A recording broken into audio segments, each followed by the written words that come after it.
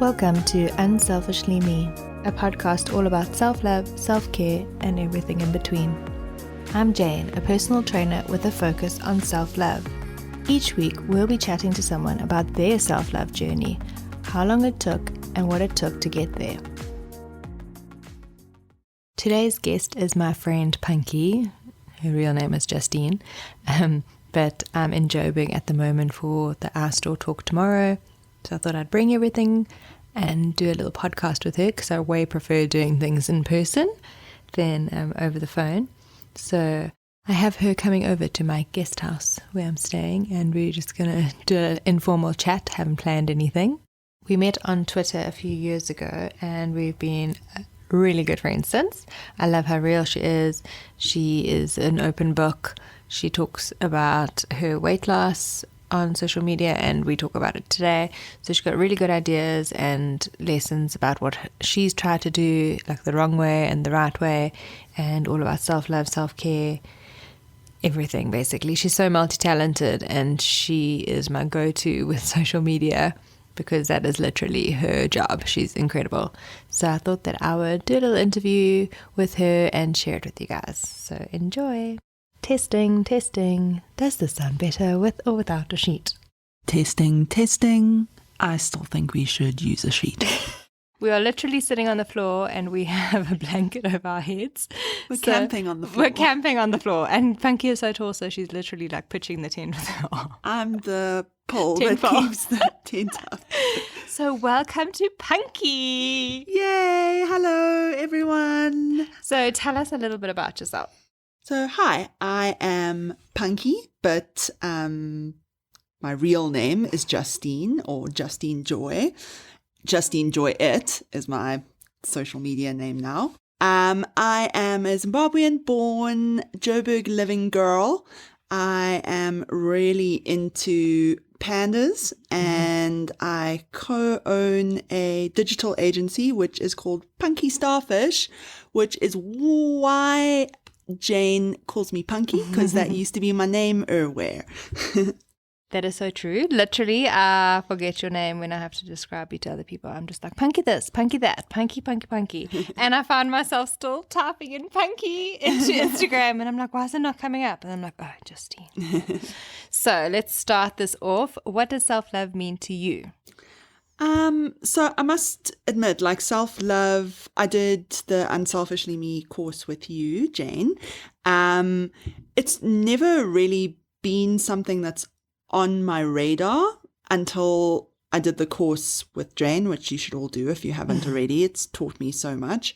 But to be honest, in the past, self-love kind of, I thought about, the naughty kind of self-love or, like looking after your skin, to be totally honest. But nowadays, I obviously am still on a journey of self-love. I've kind of had a weird journey of like not loving myself, and I'm currently still in the process of learning to love my body.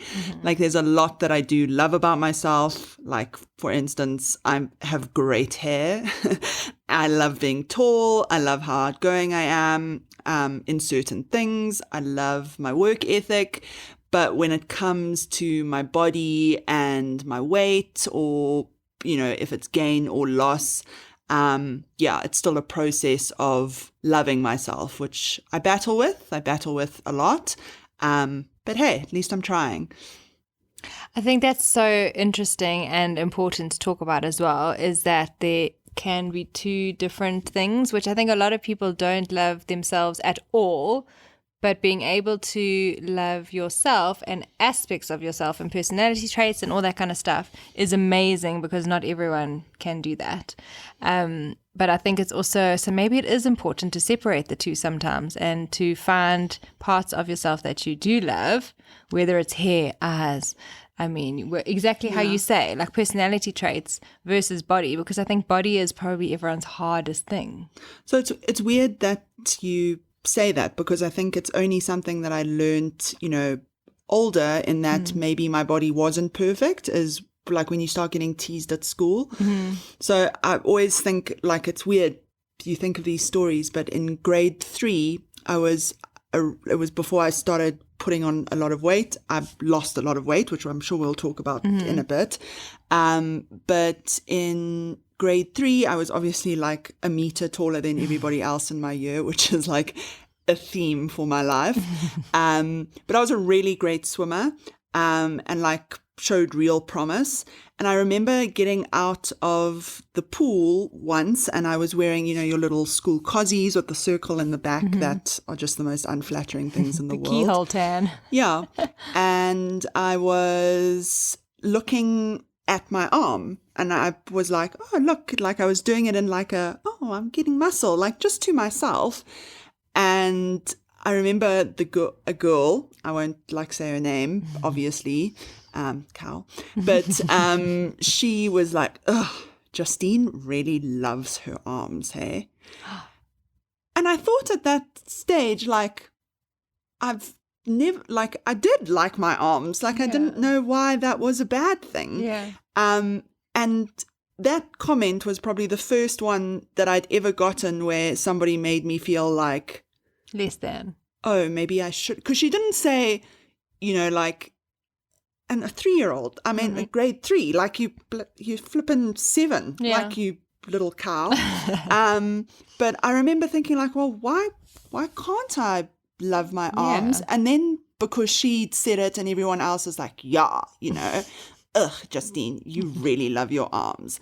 I was like, look, you've literally caught me one time looking at them that for the next year I wore my winter clothes all the time because I was like, well, I don't want to look like I'm into yourself. Yeah, like I don't want to wear the sports vest as an option. I would much rather wear the long sleeve, So I think, it's been all these little things. They add up. You have to unteach yourself, that it's actually okay to like an aspect of yourself. I mean, I'm still never like, it's taken me losing like 50 kilos and being 32 to still feel semi-comfortable with wearing like a spaghetti strap top. And even then I'm like, I probably should put on something, So self-love, it really is, I try, but I still, it's not that I don't love myself, or that I'm learning to love myself, I just still get very self-conscious with what other people think, which I know everybody's like, you shouldn't care what other people think. Like, but it's I do. programmed. I really do. I care what people think. I don't want people to look at me and be like, ugh, she really shouldn't be wearing that, And I would much rather cover up than have that ever happen. I think that it is programmed in us when we have these bullying moments when you're younger. It literally gets programmed into you, and it's so hard to unlearn it. Yeah, like that's happened sure. with me and my hollow back, and now I'm glad because I have exactly. bouquet. Like I came out okay, but for so many years I was like trying to stand differently and not accentuate it. I used to tie a tracksuit top around my waist all the time. Like there's so many things, and it's just because people are bullying you, and then it gets programmed into your brain. So I think it's important. It's an important message that just because you don't love your body yet, you can still love parts of yourself and focus on those to start making you feel more positive in those aspects. Yeah, definitely. Okay, so the next question is, what does your self-love journey look like? And I just want to pop in here and tell everyone that remember in the beginning of the podcast when I first launched this and I said why I created the course, it was because a friend was talking badly to herself on Insta stories. Well, this is actually that friend. Hi, guilty as charged. So everyone say, thanks, Punky. So it's because of her that this whole thing happened and named, and also the podcast is stemmed from that. So basically this is all your fault in like a great way. Sorry, not sorry. Yeah, exactly. So I know your journey, but you can tell everyone what your self-love journey has looked like. So I have been the fat kid basically my whole life. I'm 6 foot, which listen, in my family is still not that tall, but to most people is very tall, and it is tall. I can't believe your sister's taller than you. I know. But I've always been the big kid. I hate that term. Please, can I just, public disclaimer. Yes. If you ever want to describe someone as tall, say tall. Don't say big. Yes. Big is, to me, large, fat, like, I don't even know if we're allowed to use the fat word on this podcast, but like it means no girl wants to be called big. Yeah. It doesn't matter. So say tall. Tall's the right word. Anyway, sorry, little rant. But basically, at my whole life, I've been big, like big. And I think because I was tall, I always carried it better, which is also not an excuse. But 25, I'm 32 now. But I kind of had done fad diet after fad diet, and I had amazing parents who were all slim. I've had a sister who looks like a supermodel. She's just like skinny with huge boobs. It's annoying. But I've had a family who have never really battled with their weight, and I battled, and they wanted to give me all the help in the world, but they didn't know how. And the only kind of thing that we knew was that you could have a gastric bypass, which I couldn't afford. My mom couldn't afford. And I mean, my dad was not open to the idea. So I was like, well, let me see if I can do this by myself. And the first year I lost 20 kilos, and I did it really, really unhealthily. I ate once a day, and I didn't eat healthy stuff when I ate. I just made sure that I was, I did the whole James Smith thing, but not healthy, who I love. Jane got me onto James Smith. I'm obsessed with him. But like just eating in a calorie deficit. And I lost, I think it was 15 or 20 kilos. And then just plateaued. I couldn't lose anymore. And obviously when you're losing weight, the only way that to keep you motivated is to lose more weight. But anyway, sorry, I'm rambling. I tend to do this. I like this. But at 25, I'd reached the heaviest I'd ever been. I mean, like I was watching a rugby game, and they were like talking about the heaviest guy on the field. And I was like, I weigh 40 kilos more than him. And like, rugby players are big. Yeah. That's the right term. You're allowed to call them big. So so that's how I started that year thing, because I didn't know what to do. I didn't know how to diet. I just knew that you have to eat less, run more, And then how I started was like with documenting on social media and stuff was I decided that I'm going to run 2 oceans, a half marathon. And I'm going to tell anybody and everybody that will listen, because I don't want to fail again. I don't want to be embarrassed. I don't want to have the shame of saying, oh, it's another time Justine went on a diet, or another time Justine tried to change her life and her health and failed.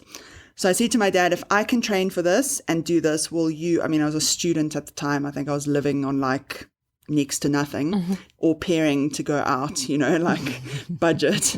And I was like, if I do this, will you pay for my plane ticket? And he was like, done.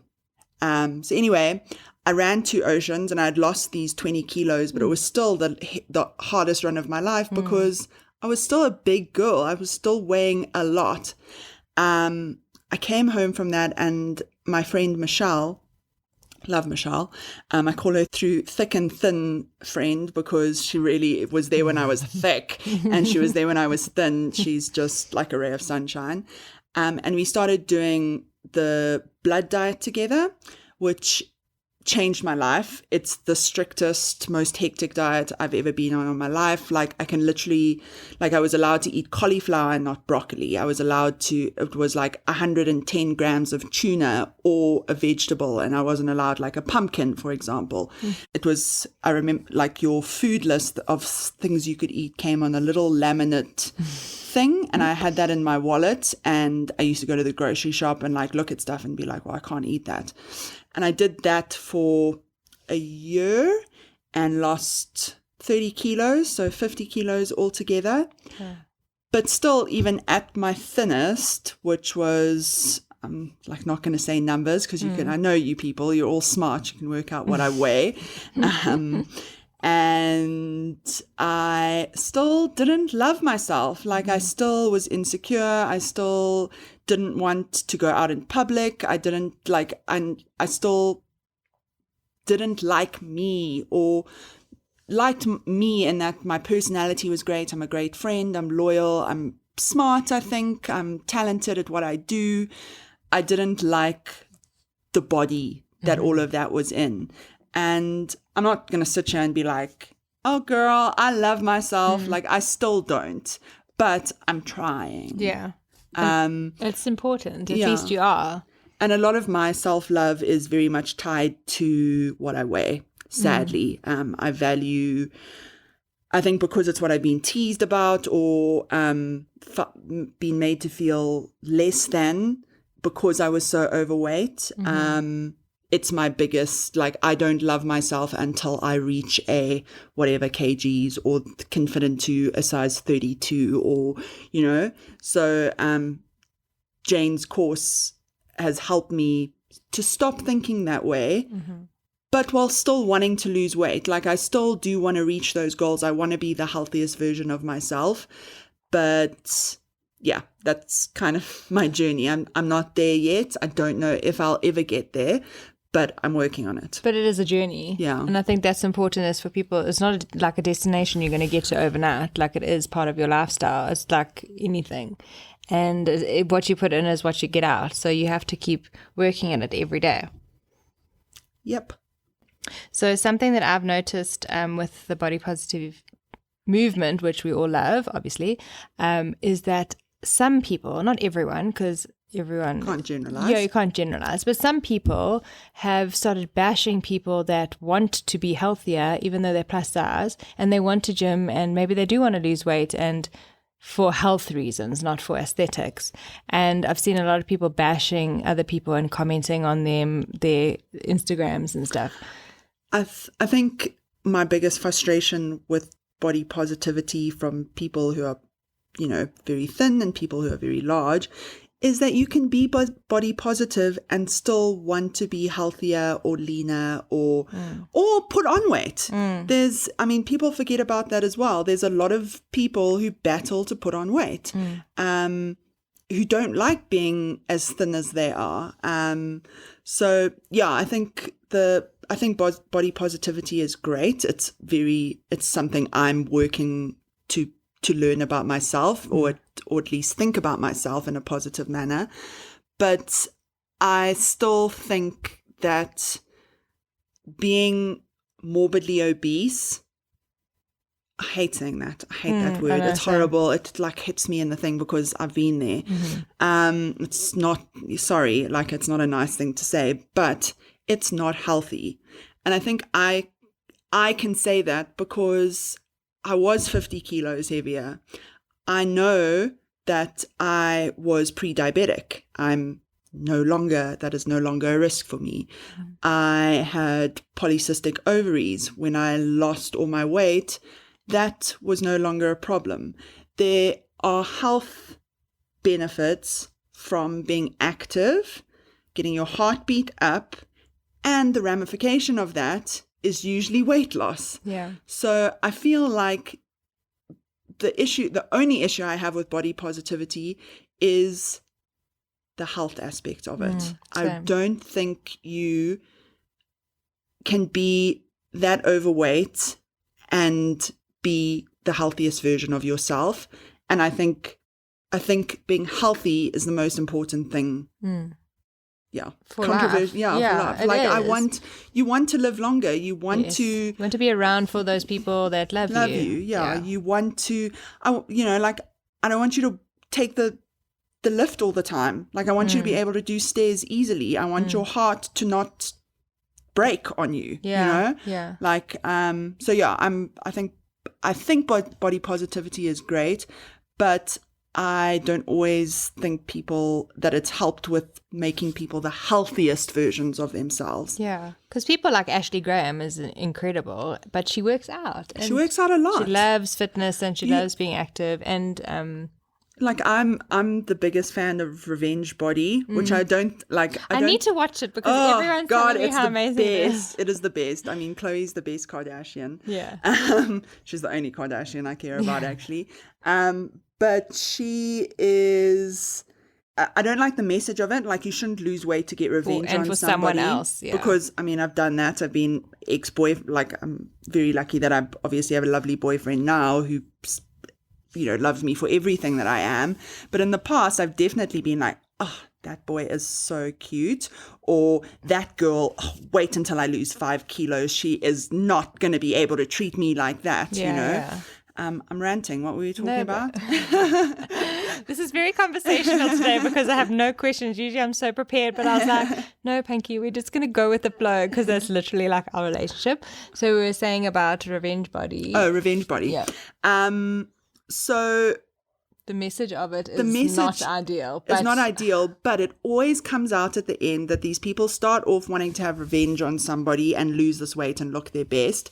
And at the end of it, they're like, actually, do you know what? This is for me. Oh. I'm doing this for me. Yeah. And I love that message of being healthier for you. You can be carrying 30 kilos more than you want to. But I just get your heartbeat going. That's all I really care about. Like, some people battle to lose weight, and that's fine. You don't have to be skinny. And I think that's important with body positivity. But you have to be able to be active. And if your weight is holding you back from being able active, to go for a 30-minute walk. Exactly. Yeah. Then I have a problem with body positivity. Maybe that's the wrong way to put it. No, it's about being healthy and your everyday life should not be hard. Yeah. From a movement aspect. Exactly. So I don't mind what size you are, as long as you can go for a 30-minute walk, or like you say, the stairs are not like giving you. Yeah. No, you should be out of breath slightly, but not like it's the hardest day of your life. Exactly. So it's more about health and fitness, not the look of it. It's about for me, it's about how you feel, not how you look. Yeah, exactly. So I want you to well feel put. strong. It's almost like you do this podcast on the regular. It's almost like I do this for a living. So I want you to feel good and healthy and strong and fit. I don't care what you look like. Like, I want you to not circle around the car park 4 times to get the spot closest to the front because you know that you're going to battle to walk from the other side. Yeah. We should be parking further anyway to get those steps in, guys. I've got my Garmin watch on. I'm going to run around this room later to get my steps in. But yeah, we should be doing small little things like that because it really does actually help. So Punky and I met on Twitter, as you do. All the best people meet on Twitter. Yeah. So we have a lot in common with social media. But she does it like for a living, so she's very smart at this stuff. But what do you love about social media in general, and what do you hate about social media in general? I love the people from different walks of life that I would never have gotten to meet. I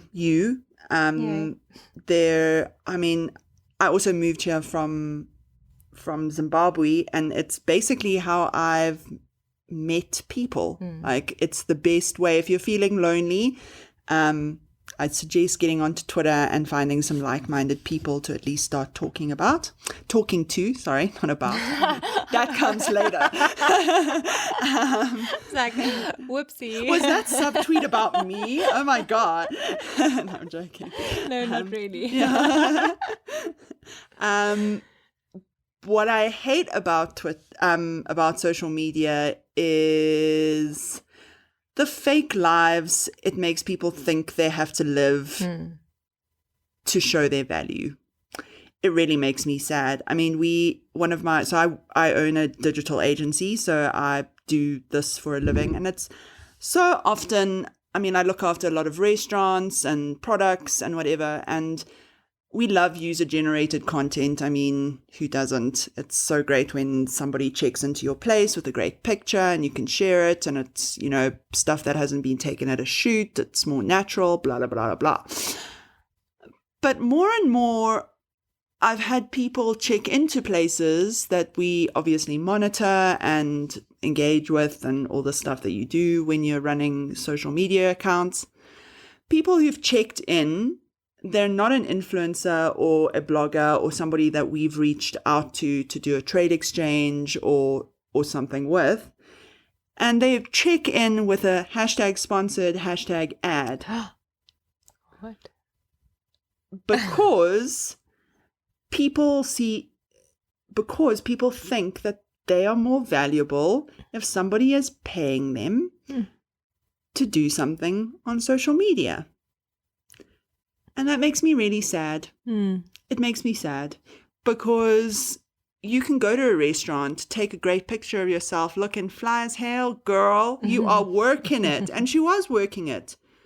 But why did she have to show that she was invited there to make the picture more meaningful? Yeah. And that happens. It's happened once recently. It's happened in the past.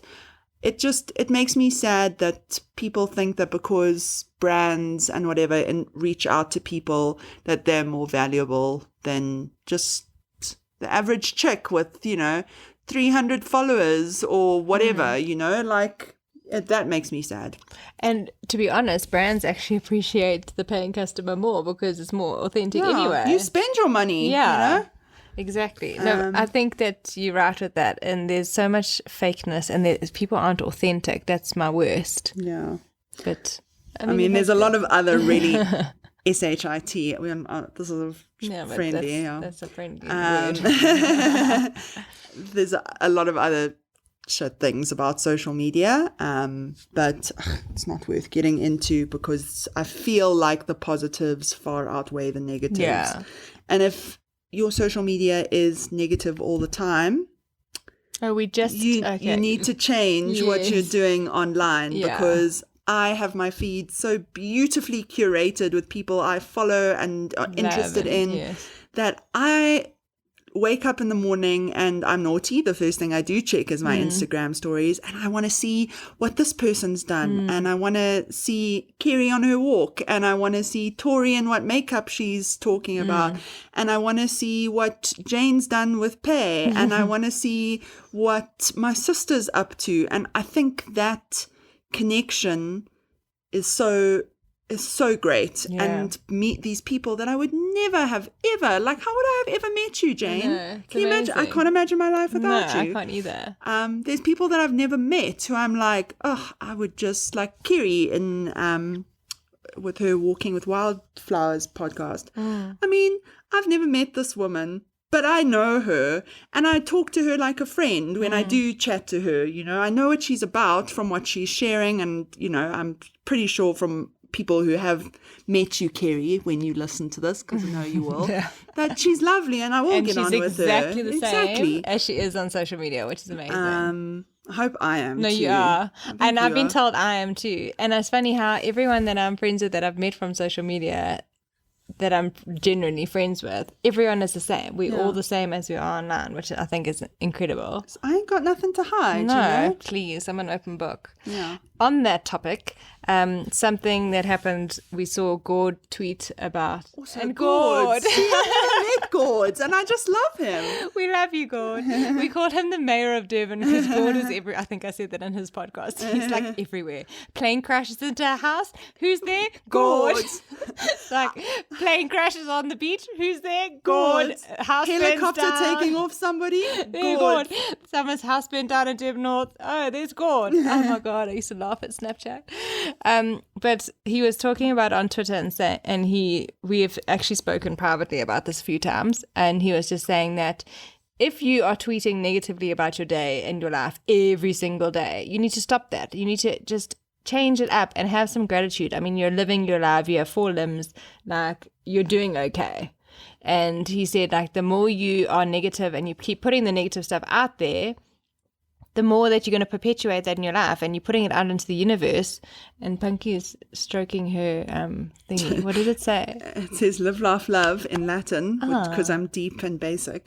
I think I'm sweating a little bit. You guys don't understand the situation. We're under a blanket. It's summer in Joburg. It hasn't rained yet, even though it's been... And we've turned the aircon off. Yeah, we've turned the aircon off for the best sound possible. Jane is very close to me. I'm hoping I've brushed my teeth. I thought it was sweat dripping, so... I thought you were trying to tell me it means something to what I'm saying. I was just stroking myself, Jane. It kind of does, because live, laugh, love. It is positive. It's very, positive. Very much like I love how she's like, I'm very deep and basic. Can you be both? Apparently. I thought I was deep at 21, but at 32, it's just really Like, basic. oh, I love it. But back to that. So the whole negative, if you keep saying negative things and tweeting it and putting it out into the universe and telling everyone about negative, like something negative is happening to you every day, you need to change something and you need to put some positivity out into the universe is what he was saying, because if you have gratitude for what little things you have in life and the little positives you have, then it's going to just grow from there. So can I give a tip on that? yes. If you wake up in the morning and you're like, ugh, there is a song, and I'm going to sing a little bit of it. Please do. When I wake up in the morning, love, and the sunlight hits my eyes. Maybe you can edit it in here somewhere, or I don't know if you can do that. I think we can do 10 seconds. Or you can link it below. I know Yes, you we'll can link do that. it in the show notes. It is the happiest song in the world. I'm telling you, put that on. I personally dance around in the morning. I don't get to dance nearly enough because what clubs are there to go to? No. And who wants to go to a club? No, thank you. So I wake up in the morning and I dance to When I Wake Up in the Morning, Love. And the sun. And I'm telling you, I'm pretty sure it changes my mentality. And I'm quite a positive person. Yeah. I mean, sometimes I'm a moody bitch. But I mean, for the most part, I'm like a happy, positive, smiley chick. Yeah. You're very, very smiley and happy, and we love it. So on your whole health journey, what has your relationship been with food? Well, most of the time he's like an abusive boyfriend. Thankfully, nothing I've ever experienced, but I watch some true crime. I think currently I am trying, like I'm a binge eater by heart, so I'll like starve myself and then binge and cry about it. Literally, that's how Jane came to talk some sense into me. And I think now I don't get it right all the time, to do an 80-20. Like today I've done 80 bad, 20 good. But yeah, like I try and eat more plant-based. I think this whole Greta, I can never say her surname, Greta Thunberg. Is it Thunberg? I don't know. But like I've become a bit obsessed with her. And I just can't believe a 16-year-old is that smart. It's ridiculous. And I'm just trying to eat more plants. I'm trying to do my little bit. Like I don't have milk in my coffee anymore. I rather have soya. I'm just trying to make better choices. I'm trying to, like, dairy doesn't sit well with me. It does make me gain weight. So, I mean, it's a win-win. Thanks, Greta, for making that happen. Trying to eat my 5 a day, veggies, trying to portion control's my biggest issue. So, I'm not there. I still battle. Food is like, I always hate food because it's the one drug that you can't just stop. Yeah. Do you know what I mean? Yes. And I know a lot of people from a lot of like channels and stuff that I follow is I'm a food addict. Like when something's good, I'm not happy with just having a piece of chocolate. I'll smash the whole bar. Like those people who take a piece of chocolate and then put it away. I think you're one of those people. No. Right? No, you open a bag of speckled eggs and it lasts you 3 months. No. Come on. 3 days. Oh, yeah, still. It's 3 days longer than me. It's because I have to portion it into little mixed bowls. See, something I battle with. So, I'm trying to work on portion size, portion control. And I think with being on that blood diet for so long and being so strict, I always joke that I broke my willpower because I tested it too hard. My willpower's just gone to shit. It's like, I can't. Yeah, it's like... Your body's like, don't do that to me again. Yeah, exactly. Currently I'm trying to eat more plants. I'm trying to make little changes because I think if people are sitting back and saying, oh, well, my change nothing will happen... If a million people think like that, that's a million, like your little change can do a lot. And it doesn't have to be what you're eating. It can be recycling. I'm currently building an eco brick. Yeah. So fun. So fun. But I've really hurt my thumb trying to shove plastic you need a into dowel stick. I've got one now, Okay. but I had to learn that the hard way.